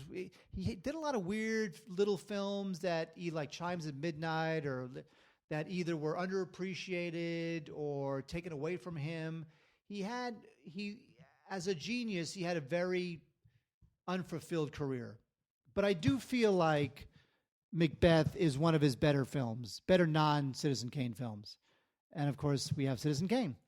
Citizen Kane is available on a very special, fantastic, essential Blu-ray box set, which I would prefer over this. I'll maybe only get the one Blu-ray set if you maybe can't afford the other one. Otherwise, you can probably get the box set pretty cheap because it's been out for a while. So there's 2 Orson Welles for you, Macbeth and Citizen Kane. Fabulous. All right, we're going to get into some TV right now. and then we'll wrap out with just general Christmas fare. Jeremy Piven and Mr. Selfridge, the complete series. This is not on Blu-ray. This is DVD, but you know what? We're giving some away. We're giving away 4 of them. What? 4 complete series of Mr. Selfridge. Go ahead and email us at gods@digigods.com. Put Piven in the subject line, Piven, P-I-V-E-N. Otherwise, it will not be filtered accordingly. Anyway, this is a terrific show. They tied it in a little bit with Downton Abbey. which is also out, which I'll mention in a moment. But this is terrific. 2 hours of bonus material, lots of behind-the-scenes stuff, really wonderful. Jeremy Piven, I think this is his iconic role. Forget about that entourage stuff. Mr. Selfridge, the man who founded the of the same name department store, which is wonderful. If you ever go to London, you got to go to Selfridge's. It's the best. And it's a legendary part of London, and it's a wonderful story and a great series. So definitely worth checking out. Also, Miss Fisher's Murder Mysteries, Series 1 through 3 collection from Acorn. This is great. It's like if, Miss Marple or Murder, She Wrote was younger and cooler and slicker and more attractive and a little bit more, had more of a sense of naughtiness and fun. Really, really great. This is an excellent box set, Series 1, 2, and 3. And equally good is sets 1 through 5 of Vera with Brenda Blethyn. This is 20 discs of great, just British murder mystery, crime-solving stuff. It's just terrific. Brenda Blethyn should have won an Oscar by now, has not, but you get to see her as Chief Inspector Vera Stanhope, and she's just great. She just rips it up. So feminist crime-solving UK style in those three, or those two. And then we have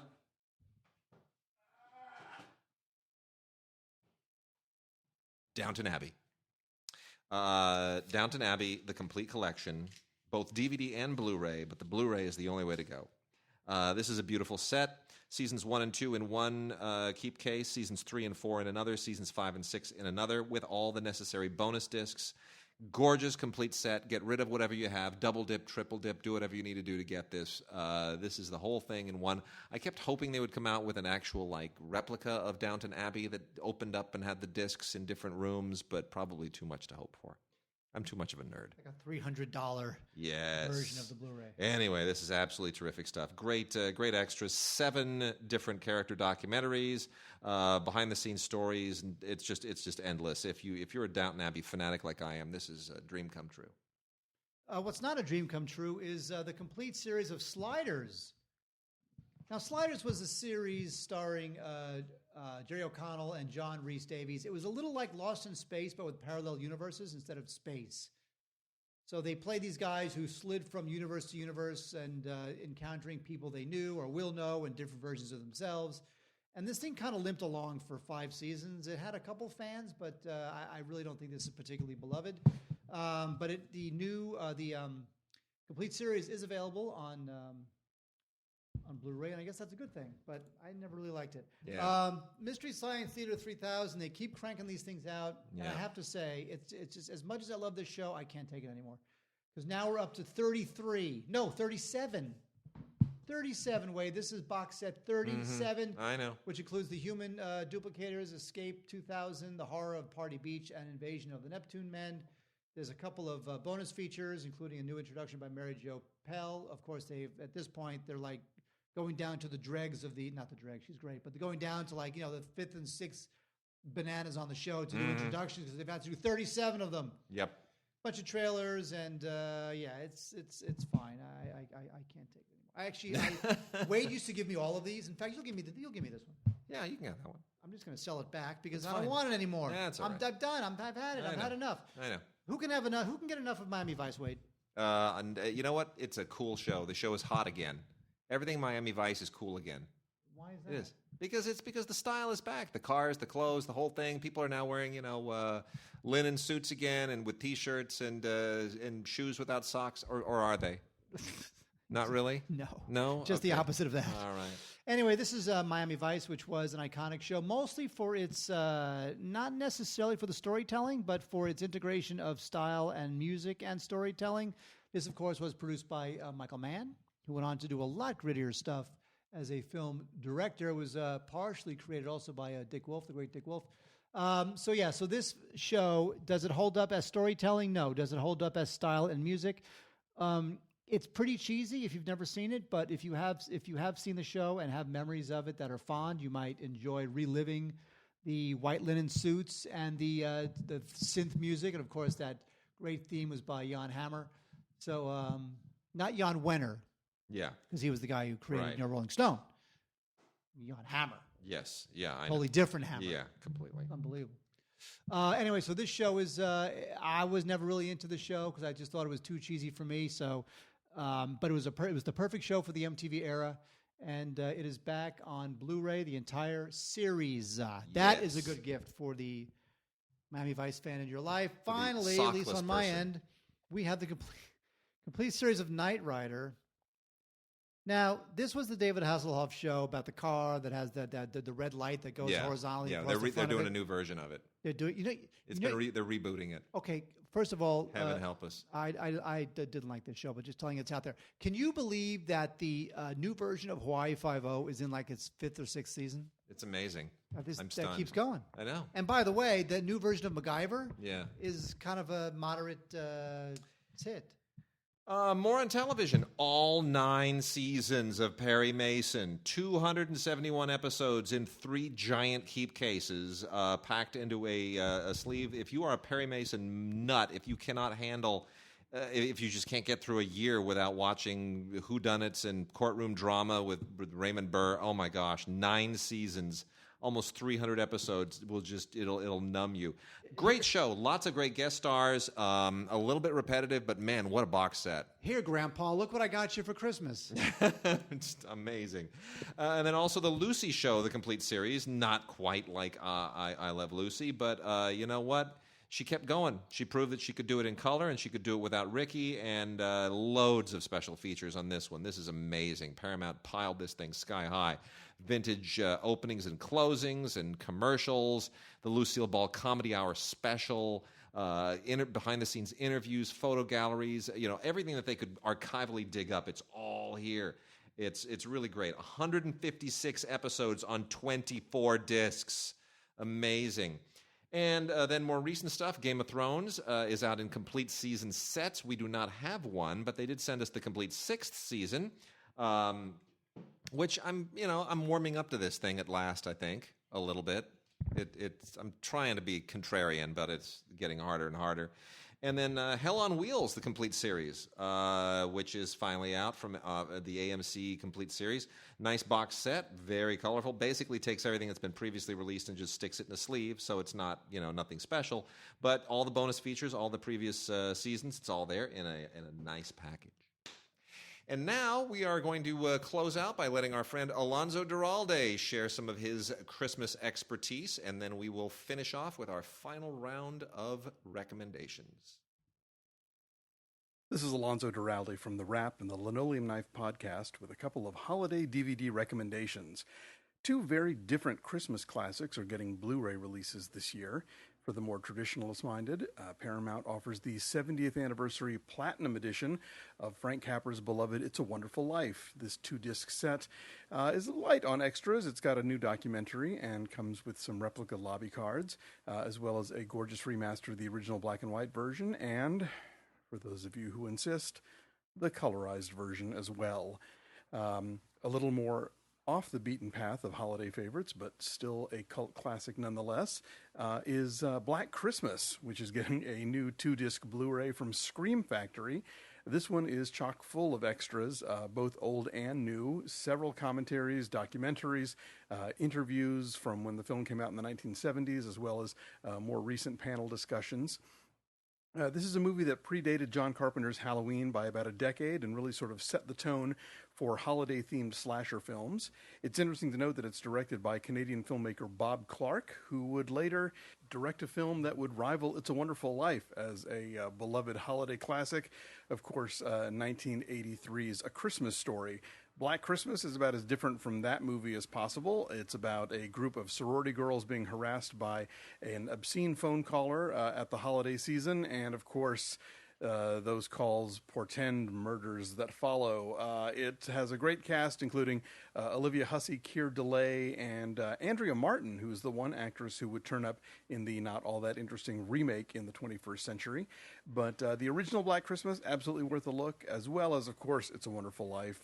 Both belong on your shelf this Christmas, and they're both great new versions that you should check out. For more information about these 2 films and hundreds of other great Christmas movies, check out my holiday movie guide, Have Yourself a Movie Little Christmas, available at Amazon or wherever else books are sold. Happy holidays. And so, in the spirit of the season, we're going to be giving away 8 copies of a Time Life box set, Bill Gaither's Homecoming Hymns. If you really, really, really want to get yourself into the spirit of the season, this is a wonderful set to do it. It just, set it up. Just let the DVDs roll, play the music, and you'll just feel completely immersed in the season. Really, really a nice boxed 9 DVD set. It's really terrific. So this is Bill Gaither's Homecoming Hymns and Bill Gaither's Christmas Hymns from Time Life. You definitely want to get this. So we're giving away 8 copies of that. And the way you get it is by sending us an email. In the subject line, it says Bill. Just BILL, and we will give 8 lucky people Bill Gaither's Homecoming Hymns. All right, Mark, I'm going to go grab this pile of the Christmas-themed stuff, and we're going to roll through it, and then I'm going to let you go to the party. Yeah? Am I supposed to say something? Yeah. Fill space. Wade is sitting back down. He's wearing a gray sweater. His hairline is receding. That's fine. He is now putting I don't have a receding hairline. What are you talking about? You're bald. Not really. Okay, so let's go through these as quickly as we can so that people can rock and roll. Black Christmas Collector's Edition from Shout Factory or Scream Factory.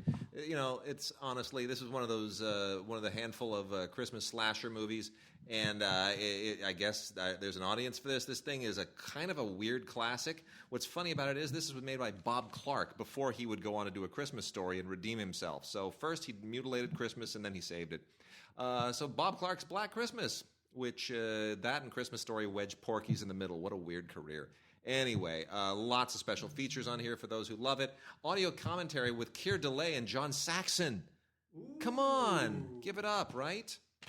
We also have Murdoch Mysteries, A Merry Murdoch Christmas, which we are, of course, giving 2 away. We announced that giveaway earlier in the show. This is from Acorn.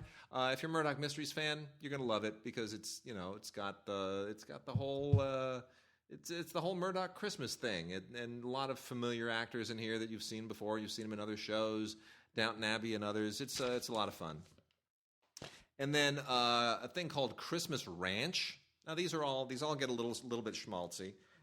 Christmas Ranch, with a handful of actors you've probably seen in various places. It's low budget, it's kind of schmaltzy, but it's okay. It's worth checking out.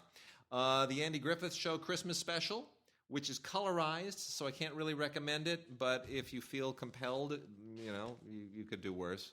Bob Hope for the Holidays, which is a just amazing Bob Hope shtick for the holidays. Bob. How do you like that? My gosh. Hope? Got Jack Benny on here and Eleanor Roosevelt. This is really kind of a weird hodgepodge of stuff, but there's a lot, if you like all that Bob Hope shtick, you'll love it. This is Bob Hope. ISIS. Yeah. How about ISIS? Yeah. How about that? And then we've got a couple others here real quickly. These are also schmaltzy. A Dog Walker's Christmas Tale. It's love and romance at Christmas time. Why not? A terrible animated movie from Canada called Snow Time, which I think is just horrible, but it's one of the few animated Christmas things out there. So it's based on a book. I saw this thing and it bored me stiff. It's like kids learning lessons in life and about death, and it felt very maudlin, but whatever. And then The Spirit of Christmas, which is another live-action romance set around Christmas time. Nothing remarkable about it. TV talent. It's perfectly fine. It does the trick. Oh, it does the trick. Yeah. Wait, here's what does the trick. It's A Wonderful Life. Awesome. Platinum Anniversary Edition. Anybody who does not love this film does not love happiness. Although I will say they included not only the original black and white version, but there's a second disc which features the colorized version. And if you play the colorized version, it melts your player. Because that is my way of getting you to not play the colorized version. Okay. Because it's evil and should not be played. However, the James Stewart and Donna Reed classic, Frank Capra, Wonderful Life, it is just great. It totally holds up. It's funny because the film's kind of long. Last time I watched this thing, it was long. But then like the last 15 minutes when he finally goes around and sees himself and then redeems himself and has a happy Christmas, it's so great that it makes up for the fact that there's a whole lot of there's a whole lot of table setting in this film. I agree with that. Do you really? Yeah, I do. All right. You can give me this, by the way, if you want. I might have this. I think you do have. No, you don't even know what I have. You I have know what you 7,000 Blu-rays. I know what you have.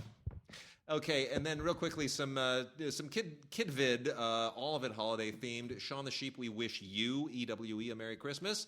Happy holidays from the farm, it says. This is 7 stories, all of them kind of Christmas themed with Shaun the Sheep. Lots of fun. They just announced there will be another Shaun the Sheep movie. My daughter is beside herself with happiness. Wild Kratts, A Creature Christmas from PBS Kids. That's okay. Not a huge fan of the show. From Nick, A Very Nick Jr. Christmas, which is kind of Christmas-themed stuff from Dora and Friends and Blaze and the Monster Machines, Shimmer and Shine, Wally Kazam, Bubble Guppies. And then Kate and Mim Mim, A Christmas Wish, which is okay. It's kind of a creepy show as well. Also from Nick, Pup Save Christmas. This is from Paw Patrol, which, it's okay. 6 episodes of Paw Patrol that have Christmas theme to them. It's, not my favorite. Alpha and Omega even get a new Christmas disc out there. This is a DVD and digital copy, ultraviolet combo set.